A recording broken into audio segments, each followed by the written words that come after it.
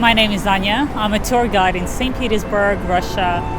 Today, the video is dedicated to the fabulous, sometimes surprising, one and only Russian cuisine. I'm doing the video with my sister Marina. We're gonna talk about what the modern people like, what the Tsars used to like, and of course, taste some food.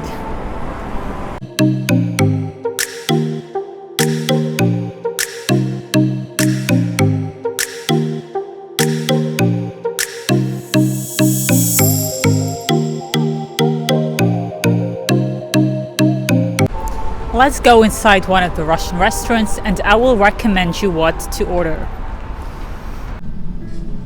So what do modern people like? Number one, of course, is borscht, a ruby red beetroot soup served with sour cream to cool it down a bit. Always served with a little pie or a piece of black bread. This is quintessentially Russian. Original borscht comes from Ukraine as a common peasant food. The nobles rarely ate it. It was only made popular by the Cossacks in 17th century, and the recipe slightly evolved and changed, and even the cold version of borscht was invented. The ingredients are simple. It's beetroot, cabbage, carrot, potatoes, beef or vegetarian version for Lent period. It has captured everyone's heart by its simplicity and the rich flavor. Apparently emperors got really tired of restaurant dishes sometimes and they preferred simple food. And plus monarchs sometimes liked to feel like ordinary people. Elizabeth I, Peter's daughter, she had Rastrelli, her favorite architect, built a Dutch-style kitchen in Peterhof where she would sometimes cook food for herself. Plus they listened to their doctors. Catherine the Great, who was very pragmatic, she listened to gastronomic recommendations from her life medic, Dr. Dimsdale, the one who inoculated her. The doctor asked Catherine to skip dinner and she did. Plus all the other emperors, starting with Catherine the Great, they were very moderate in food. Though being modest in food herself, Catherine the Great treated her guests to all kinds of gastronomic delights during public lunches. The ordinary menu would include soup, fish, boiled chicken and cauliflower, fried lamb leg or meat with potatoes, duck, poultry and a couple of snipes on a platter, a good piece of Hamburg beef, cutlets and sausages, finely chopped duck with vegetables and stewed mushrooms, lobsters, apple pies, plus fruit and cheese.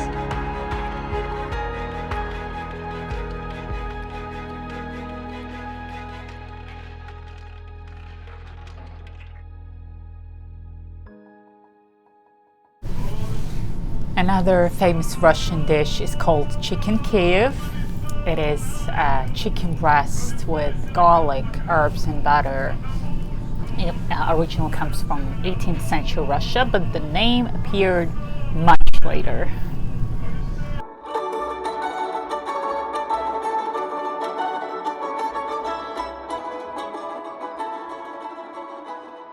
What else here? Of course, the famous beef stroganoff. It's the finely cut beef fillet with mushrooms, mashed potatoes and sour cream. It's named after the famous Russian aristocratic family whose palace was still admired on Nevsky Prospect in St. Petersburg. Nicholas I, for example, he really liked pickled food. He was to be served 5 pickles a day for breakfast. He also liked buckwheat porridge and he hated caviar. The emperor also really liked ice cream as a child, basically like every other person. However, when the doctors forbade his younger brother Michael to have ice cream, Nicholas I refused to have his favorite delicacy as a sign of solidarity with his younger brother.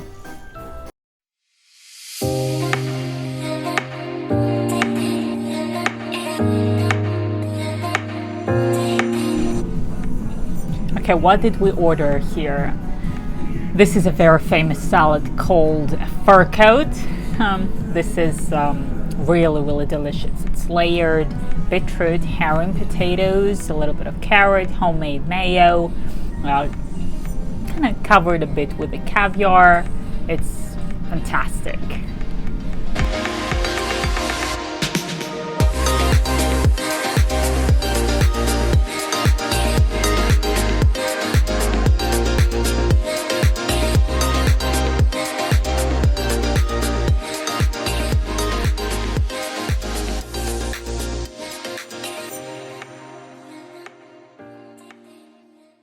Balaski Cutlet is another great choice for you when you're in Russian restaurant. It's named after the owner of the tavern, a very ambitious man who lived in a very small and prosperous town between Moscow and Saint Petersburg. According to the legend, the Emperor Nicholas I have arrived to Balaski Tavern unannounced to sample the famous veal cutlets. Since the kitchen was not prepared, they have run out of the veal and they had to rapidly make the cutlets out of chicken breast and cover it with crouton. Nicholas I loved it so much he rewarded Balaski with a medal, and it became a very famous dish.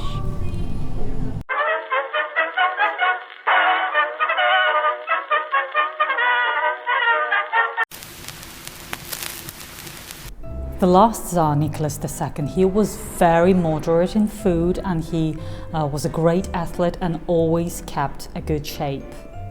He loved snacks except for caviar, salmon or any salted fish. He had no taste for those delicious things. When he was returning from his eastern trip down the Siberian road, on every station he was treated with bread and salt and caviar and salted fish by the delegations. It is a great sign of hospitality for Russians, but the emperor remembered that it was so unbearably hot those days that he wanted water, but they kept giving him salt and caviar, so he stopped eating that for good.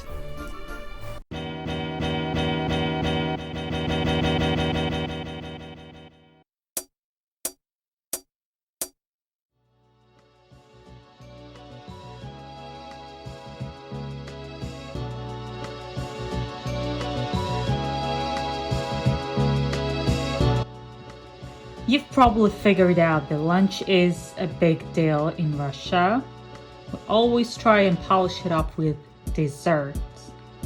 The honey cake is one of the most famous ones. It was prepared in the 19th century by a young chef who sought to impress the wife of Alexander I.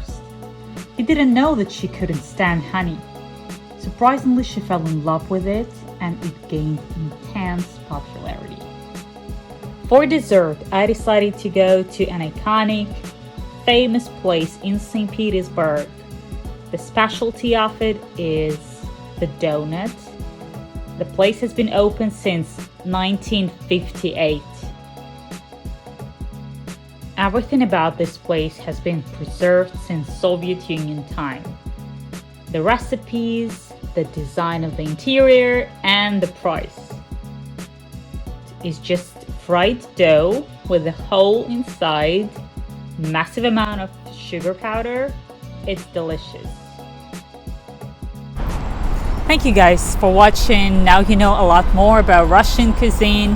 Whenever you're here, you would know what to order, what possibly not to order. Take care.